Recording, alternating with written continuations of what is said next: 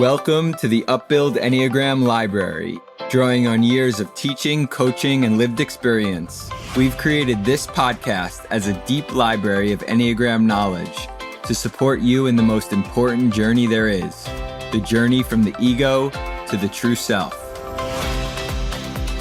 Hi, this is Vipin. Before we get into the episode, we wanted to share a few things happening at Upbuild. We've got our 6-month coaching certification program, a bi-weekly space for deep conversations on the Enneagram called Enneagram Library Live, and our weekly spiritual gathering, Remembering Who We Are. You can learn more at upbuild.com. And now, on to the episode. Hello, everyone, and hello, Hari and Rasanath. And today we're going to be getting into what I would consider one of the most underrated and underutilized frameworks of the Enneagram, and that is the Harmonics. This is also a dimension of the Enneagram that I personally have been extremely excited about, and you guys both know this because when we were thinking about who would guide each of the topics, whether it be myself or Vipin, I called the Harmonics episode. So I'm very excited that we are here today. Hari, could you get us started, please, by sharing what is the definition of the harmonics of the Enneagram? Sure. Thank you. The harmonics are the different approaches to conflict. So there are 3 triads meaning consisting of 3 different Enneagram types. That then creates 9 types. The Enneagram framework often works with these interesting triads. The harmonics is one of them. And it is based on a shared pattern of approach to conflict. So how each type approaches conflict is similar to 2 other types and also distinct within that harmonic. What is the connection to the word harmonic used outside of the Enneagram? And why do we use this particular word to describe this dimension here? So Don and Russ have really discovered this incredible piece of the Enneagram, as they've discovered many incredible pieces of the Enneagram. And they chose the word harmonic to show how each type is seeking harmony and is also contributing to disharmony. So the harmonic, I was relating to it from a musical standpoint, that I remember when I was playing guitar and I had to learn different harmonics. They're frequency patterns that move at different pitches, and they create a resonance. So when one is situated in one harmonic, there's a frequency resonance. And when one is situated in another harmonic, there's a different frequency resonance, just like when you're playing music and the tonal vibration creates a resonance. But if somebody is creating a different tonal vibration at another pitch, it doesn't match. It's a very interesting thing. So we have these harmonics in our psyche as the Enneagram reveals, and they operate at different frequencies from other people. But then the temptation is to think, well, I need to find people of my frequency. No, that is not the answer, because even within our frequency, there are so many things that are getting in the way of true harmony. So while we're seeking harmony through our harmonics, we should never underestimate how the ego creates disharmony even within the harmonic. And we'll see how that plays out. Rasanath, is there anything you would share about the value of understanding this dimension of the harmonics? I think for the resolution of any conflict, you need, and we'll talk more about this, you will need the energy of all the 3 triads. And when you don't have one of the 3, then the conflict is actually left unresolved on some level. So for me, what has been very important is to understand all the 3 harmonics and then try to consciously bring them into any conflict situation, to willingly enter even those that are not natural for me, so that the conflict can then be truly resolved. That for me is the biggest advantage that you gain by understanding the harmonics. Excellent. So you are whetting all of our appetites. So let us dive in. What are the three harmonic groups, and how does each of these groups respond differently to conflict? So the three harmonics are competency, emotional realness, and positive outlook. So competency is when we are in a conflict, the idea is that we have to agree to certain conditions for the conflict to resolve. So the types that fall in the competency bucket, the competency harmonic, are all types that orient towards something to do with agreements and rules. There have to be rules, there have to be some agreements for this to get resolved. The emotional realness harmonic is, as the name suggests, very direct. I have to put all my emotional cards on the table for the conflict to be resolved. So we have to be very direct about our emotions. The positive outlook is we have to emphasize the positive and minimize the negative. So for a conflict to be resolved, my orientation is I highlight the positives and I minimize the negatives. Okay, so each of us, depending on our type, will fall into one of the harmonics and tend to neglect the other two. Yes. When we go down the levels of consciousness is where we become very narrowly focused on our natural resolution style, while simultaneously keeping out the other two. And we distort our own style. It's not that we become really expert in our way of resolving conflict. It's we distort it, and we'll speak more about that. So there's a nobility to each of these approaches, but in our fixation, we actually undermine the nobility of the very thing that is inherently there to help us. So when we are in lower levels of consciousness, when we're in more of a controlling way of being, we tend to neglect at least one of the other harmonics and also become selfish in how we employ our own harmonic. And when we are at higher levels of consciousness, we become more free and flexible, and most importantly, selfless, in that we're thinking about what's best for the other person. How can I serve the other person and really serve the situation at large? Yes, and we mostly lean on our harmonic that comes from our type and expect others to do the same. Okay, very helpful. So let us get into the types that make up each of the harmonics. And let's start with the competency harmonic, please. Type 1 is the first type in the competency harmonic. And remember, this is about structure and logic. There's got to be a logical way to get through this conflict. And we make agreements based on that logic.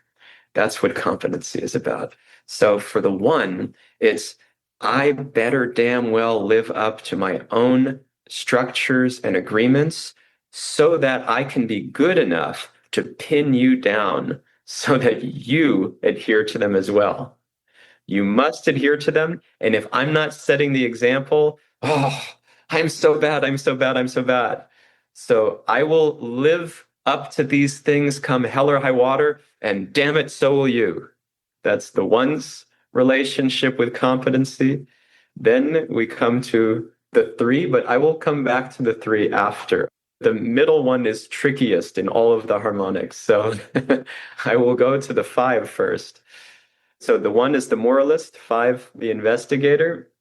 For the fives, I really don't want any agreements. I want us to agree that we don't have to agree to anything. But I need you to agree to that, because if you don't agree to it, then you might come to me with things that I don't want to deal with. And the whole thing about the five is wanting to be free of other people's expectations, because people are, number one, an obstacle to my gaining knowledge. They disturb me. They have emotions. They have things that get in the way of my pure pursuit of knowledge, so I think.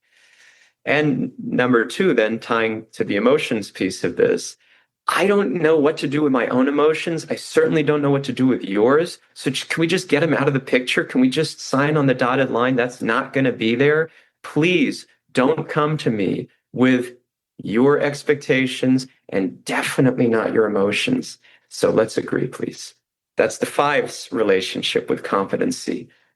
The 3 in the center of those two plays both sides. The 3 is thinking, well, we need structures in order to resolve a conflict.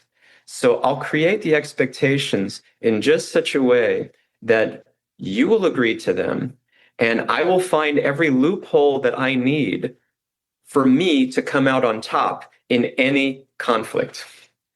I will always figure out exactly what rules can be bent, what can be broken, what you need to adhere to, what I don't necessarily need to adhere to. I'll adhere to them if it serves me. If it doesn't, no problem, no problem. You just play by my rules. So I play both sides. And it's very interesting for the 3. That is their relationship with the competency harmonic. The achiever, the 3, the achiever. No, I just wanted to underscore how, for all the 3 types that we just spoke about, I just become fixated on something. So, for the 1, my need for integrity and alignment makes me very fanatical about the rules, because that's the only way we are going to come to any sort of agreement. Right? For the 5, the need to actually step back and analyze, to be able to see freely and think, I have to be minimally in agreement with any rules. Otherwise, they will actually not help me think freely. For the 3, at that point, it's efficiency. So what will very efficiently get me the outcome that I want? Efficiency and winning and winning. Winning, yes, yes. So efficiency towards getting the goal that I want, right? Which is, 3s will always say, well, it depends. Let's see how they work. There'll always be a clause where I'm actually letting myself, I don't want to tie myself too much to something, because I may realize that this is not working to meet my goal. So it's like right from the start, I want you to adhere, but then I will just leave myself the freedom to pivot. I'm measuring your adherence, but I'm not so much thinking about mine, unless I'm afraid that you're going to be measuring my adherence, in which case I have all of the numbers. I can figure it out. Let's go to the emotional realness harmonic. The emotional realness triad begin with the type 4, and it's obvious, as we know about the type 4, emotions are everything for me. And for the type 4, the way the emotions express themselves, especially when they go down the levels of consciousness, is, well, do you really get everything that is happening to me at this point? I need to put all my cards on the table, because without getting the understanding and making sure that you are emotionally real, there is no real resolution here. What happens here is that in the process of becoming emotionally real, the 4 tends to play the victim. And there is also a sense that, do you really want to understand me? Because if we are not going to get there, then this conflict can never really be resolved. For the type 8, the same thing, emotional realness. But the 8's flavor of emotional realness is different than the 4, where it's, I'm going to tell you very straight what you need to do, because that's just what I feel. So this is where you get the more parenting bossy style, where I'll just basically say, I don't like the way you dress. I just needed to be emotionally real with that. And I want you to be emotionally real too. But it has a way where emotional realness becomes akin to, I will just say whatever I want and deal with it. The 6, which is the middle of the 4 and the 8 in this triad, it has this relationship where I can be like the 4, where I will tell you I'm seeking help. I'm telling you how challenging things are. And in the same vein, I will also behave similar to the 8, where it's like, let me tell you what needs to be done. Because if we do what needs to be done, what I think needs to be done, then everything will be resolved. So it's sort of doing a little bit of both. For the individualist is wanting the attention and to be understood. Like, please no, I'm being emotionally real. You have to deal with that. And the 8, the challenger, is saying, I'm being emotionally real. I'm going to tell you what's what. Now you deal with that. And the 6, the loyalist in the middle, is playing one and then playing the other and then playing one, playing the other. And you can't figure out which side is going to come out, the child or the parent. In the same conversation, it can happen like that because I don't really trust where you're coming from. We got to get your cards out on the table. I'm going to give you something of mine, but what are you holding in? I got to get to it, and then you should help me. For the 6, I'm also not sure if I can put all my cards on the table because I'm afraid if I put all my cards on the table, then I can be taken advantage of. So I put my cards on the table and then I withdraw them. And then I want to make sure that you're putting all your cards on the table, but I'm not sure if you're putting all your cards on the table. So it gets pretty confusing to deal with.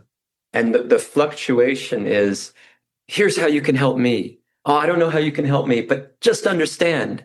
And then, here, let me help you. This is what you need to know. Let me help you.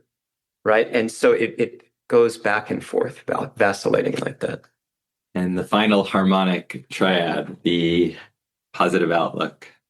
The first type in positive outlook, which is about seeing things and investing in the good, really seeing the potential. Everything could be so nice if we just believed in each other, believed in the relationship. The first type here is the type 2. The 2, the helper, relates to this harmonic by saying, oh, you're so wonderful. You're so good. We don't have to have any conflict around things. I can be there for you. Whatever you need, I can take care of it. Positive. For the 9, the peace seeker is, well, actually, interestingly, this one is not in the middle. This one is the trickier one of the 3, and it's not in the middle. So I'll wait for the 9. The 7 is saying, the 7 is the enthusiast. Okay, look, I've got all these needs that are not being met, but it's fine. It's fine. Like, I'll be happy. I'll find my own way of meeting my needs. You be happy with your thing. Just leave me alone. Let me be free. Let me be happy. Don't hit me with any conflict. I'm happy. You be happy. All good. Very positive. Yes. Now, the 9, the peace seeker, says, okay, I don't have needs. You don't have to have needs. You're choosing to have needs, which you don't need. Neither of us need to have needs. What is the need for them? They're just creating conflict. It's not peaceful. I don't want them. So you have to give up your needs. I'm already giving up my own, which, by the way, I'm not, because this is indicating my needs. Need for peace being the primary driver, right? But no, I don't need peace. I just naturally create peace. Everything is peaceful if you just follow what I'm saying. So no need. And I minimize all of your problems. I minimize all of my problems. And positive. Everything is really good. The relationship's great. Hey, I love it. So we have competency, positive outlook, and emotional realness. And I think one of the wonderful and also complex parts of this is that when you look at those 3 different ways of approaching conflict at first glance, you think, this is great. This is so positive. This is exactly what is needed. Who doesn't want emotional realness and competency and positivity? And then as you've described each of these 9 types just now, as we've gone around, it gets distorted, really distorted. So could you say a word about how do we resolve that tension? Well, it's tinted by the lens of consciousness. So if we approach it in a pure way, aligned with who we actually are, our true self, then these things are beautiful. And there's no question about it. All 3 of these are inherently good and needed for resolving conflict. But when we approach with our tinted lens, we just butcher what the actual harmonic is about. And we make it about me, not the real me, but my ego, selfishly. That's the problem. The harmonic is not the problem. The type, the personality is not the problem. It's the consciousness. That dictates the approach. In this case, the approach to conflict, it's not made negative by the harmonic. It's made negative by the consciousness with which we employ the harmonic. And what happens when we neglect the other harmonics? What are we missing out on as a result of that? For any conflict to be resolved, you need to have a positive sense for the relationship. You need to feel deep down that I want for us to be on the good side. And I have faith that we can be. And I'm leading with that faith in the relationship and the goodness of the other. So without the positivity, why are you even investing really in it, right? So even in the conflict, and this is the thing, one of the things that we talk about is to always come into the conflict with hope. What are you genuinely hoping for at the end? And that hope has to be real. There has to be genuine positivity, even when you're working through something. Based on what you've seen of the relationship, based on the capacity of the relationship to be strong. This is making me think of when we do mediations with people in our coaching work, and this can be couples work in romantic relationships. This can be co-founders who have started a company together but are having problems. One of the first questions that we always ask, either in session or even ahead of time for them to reflect on, is what is working about this relationship? What is already going well?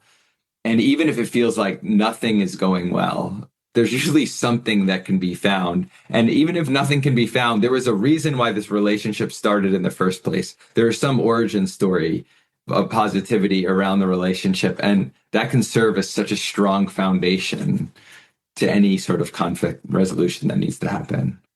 The tricky thing about positivity is not so separated from emotional realness. If positivity is for positivity's sake, without it, you actually feeling the positive emotional realness around it, then you are just acting out the positivity. So that's the important thing to understand. Again, it's based on the levels of consciousness here. It has to be positive emotional realness. I really appreciated that connection to emotional realness and your point about faith, about having faith, because if there's not even a smidgen of faith, then what's the point? Nothing will get accomplished. So we need that. Yeah, exactly. And ultimately, conflict resolution is for the people involved in it who are genuinely fighting for the relationship. It's not just that they're fighting for what they want. They're actually fighting for the relationship itself. And you can't if you don't have faith in it. Now, when you come to emotional realness, when we talked about the emotional realness types here, 4, 6, and 8, their approach to emotional realness and how they express themselves is devoid of the positivity. They think that being emotionally real means take a deep dive into the negative. Let's just jump in.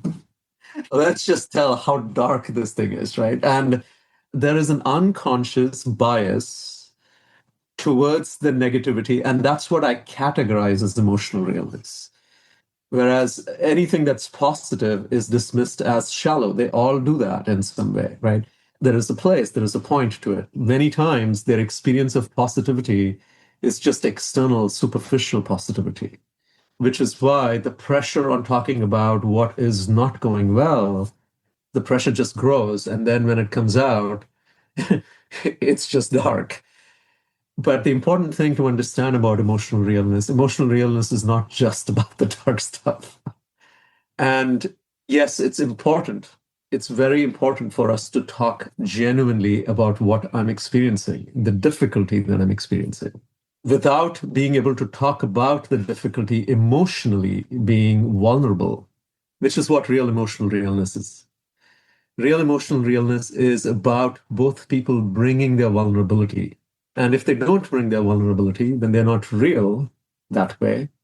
then you're not really getting to the bottom of what's wrong in the relationship. Ultimately, we're all affected on the emotional level.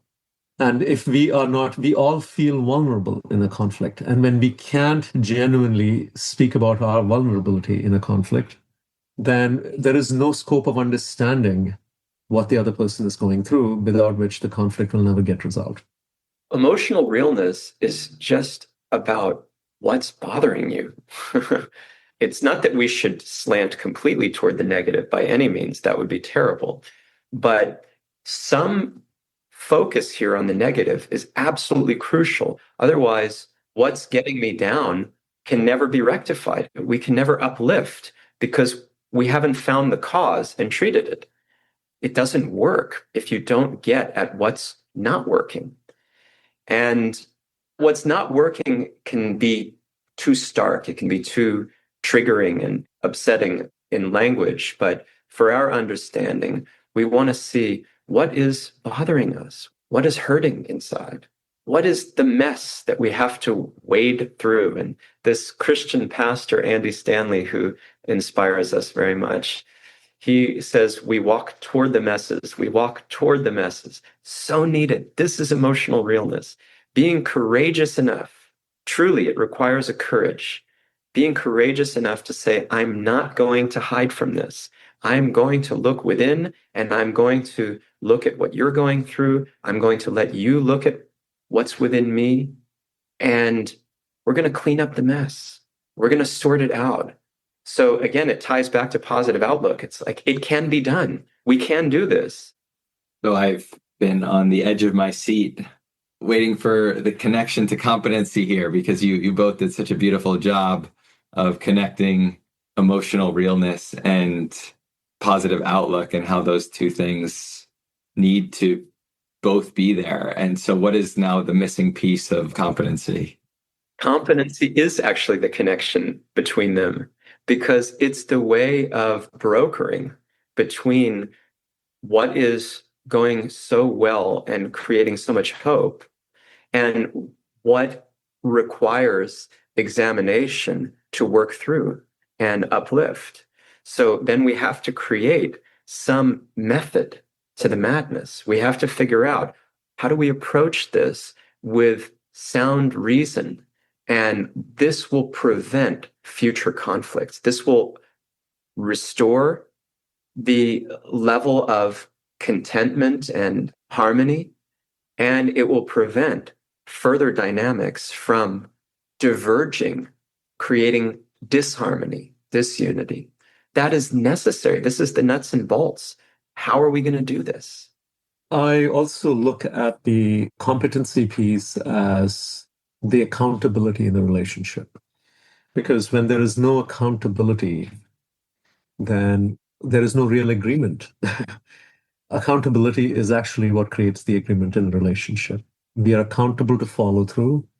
We are accountable to show up in certain ways so that we can move through the conflict. There is some basic level of understanding and agreement. And without that accountability, we will not have any proper follow through. It's accountability that is not devoid of the heart. And what we see in the types 1, 3, and 5, you'll see the rules of engagement are actually devoid of the heart. It's trying to make agreements in a way when the heart is not really present in the agreement.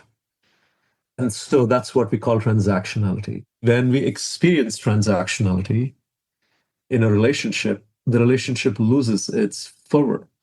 So when we think about competency, when we don't engage with competency in the right way, it just creates mere transactionality. And when we do engage with it in a very positive way, from the heart, then it creates proper accountability in the relationship, which is required for the resolution of any conflict. There's a how piece here, right? That's so important. But it has to be full-bodied, full-hearted.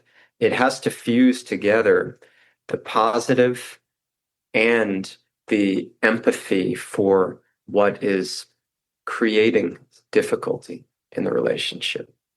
We can be very emotionally real, but So, what are the next steps is the question when we naturally come to, so what are the next steps? And I have been in mediation meetings where when we ask what are the next steps after having spoken about what is, we go to the space of being as raw as possible and just explaining what is wrong. You just see silence on both sides.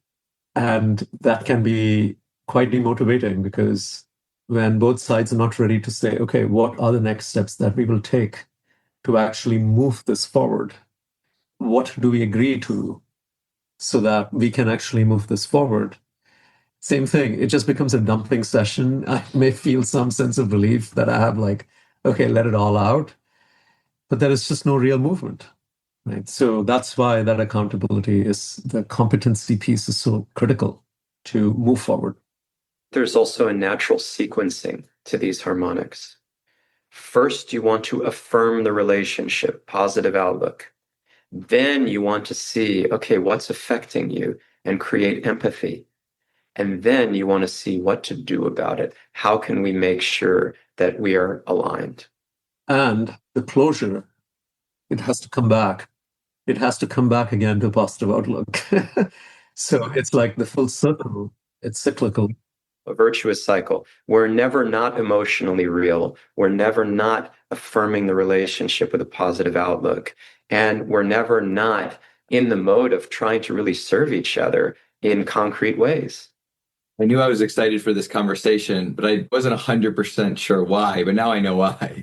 Because as we've aligned over the last few minutes on this, and particularly that image of the virtuous cycle and how each of these feed off each other, so helpful. Because completely independent of any understanding of how the harmonics work in the Enneagram and the specific types and which harmonic. I mean, this is really a crash course in conflict resolution and relationships overall. And when we see that and we feel the inspiration to actually bring all of these three into anything that we might be dealing with in our lives, any relationships that are important to us or any difficulties that we might be having in any of our relationships, things can really take off in a very beautiful way. Absolutely. And in fact, even if we just employ one of these very sincerely, it will do a lot. If you just create empathy for a person, it naturally brings more positivity into the relationship, and you start to feel more freedom to act in new ways. The competency piece also. I mean, empathy, I chose that because empathy is really, again, I can't emphasize enough, the crux of everything. The greatest human need that we have is for empathy. So that's a good starting point. If you want to start somewhere, that's important. But you won't empathize if you don't see the person and the relationship positively. So you see the interdependencies here. Empathy is not the sole domain of emotional realness. It's not the sole domain. It naturally sits there, but it applies to everything. And if you're going to hold somebody accountable without empathy, think again. Forget it. I mean, if you're going to say, well, now you agreed to this, you better do this. I'll do my part, but you better do yours. That's not wholesome. That doesn't allow a relationship to flourish.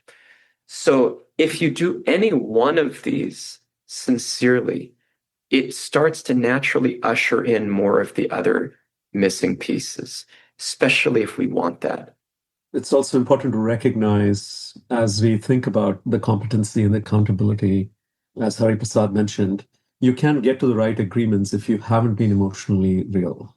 And then the agreements become a way of showing why this relationship shouldn't work.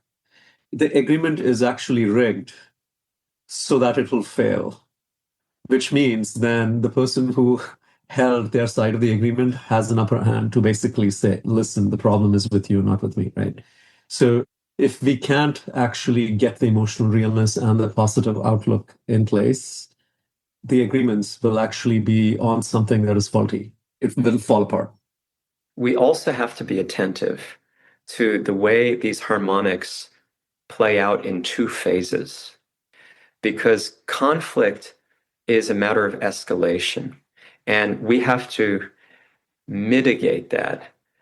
Rasanath was actually just using this word, which I appreciated. a few days ago, de-escalation is so important in order to really make good headway in a relationship and navigating conflict. So we have to see how the conflict is getting escalated, and we have to try to de-escalate or mitigate that and create harmony in that way. So there are two phases that Don and Russ point out for the escalation of the conflict. The first phase is where they describe we give, according to our type, we give an olive branch to the other person. In other words, we make a gesture that, yes, I'm a little triggered. Maybe you're a little triggered. Maybe we're both a little triggered. But here's my good faith. Here's my sincere show of I want things to be well. And then that comes according to our harmonic. And when it's not met with a degree of enthusiasm that matches my expectation, then I pull out the guns. Phase 2, you rejected my generous offering? How dare you? So in phase 2 of the conflict, that's when things get more serious. And that's when we approach with a much greater degree of fixation than in phase 1. So we will, in our type episodes on the harmonics, get into a lot of specifics about how phase 1 and phase 2 play out for each of the types. And I really look forward to that. And pay attention to the universal of this, that we get triggered by something or somebody else gets triggered by something, and then we think we're being kind and generous. And that is an egoic thing that we think, oh, it's moral superiority. I think I'm so good. Look at how I'm going to approach this with a lot of grace for the other. And if I'm not met the way I want to be met, then watch out. This is how conflict escalates. Pay attention, pay attention, pay attention. Yes, we like to pat ourselves on the back for offering an olive branch. Even the term itself, there's a sense of nobility in the term, which often comes with moral superiority. Oh, yeah. It's clear that if I have to dismiss the other person, I have to feel morally justified for it. Mm-hmm. I can't do it without actually feeling morally justified for it. So the unconscious need when I extend the olive branch is to feel justified for phase 2. If it works, if somebody takes the branch, then I get what I need. If somebody doesn't take the branch, then I'm justified to do to them because they deserve it. Yeah, I give myself carte blanche. Once I feel rejected, that's it. Now I can express myself the way that I want to, however the hell I want to. So there is a kind of movement in consciousness here. Phase 1 is typically more controlling. Phase 2 can dip towards or into destructive, depending on the situation. So in closing, how does understanding this dimension of the harmonics help us spiritually as we move from the ego to the self? The foundation of spiritual life is being able to recognize that every person, even the person that I have the deepest conflict with, is actually spirit. And without that recognition, without actually learning how to live that, I am spirit and that person is spirit too, it's impossible to talk about spiritual life. There has to be a fundamental sense of respect that the other person is a soul. And it's very easy to lose that when we have developed a sense of moral superiority. In fact, what breaks, what fundamentally snaps when we have moral superiority is we can't see the equality. We can't see that we are both spirit souls. And then there is just no question of spiritual consciousness from that place. So the harmonics actually helps us really move towards a spiritually very impactful relationship. It helps us preserve the fundamental respect that someone is spirit. And that respect also helps us recognize that we are spiritual beings. The most damaging thing you can do in your spiritual life is offend great spiritualists. So this is the protection on the path, that we understand our own fixations. We have empathy for those of others, and we have insight to work with so that we can have harmonious, thriving relationships.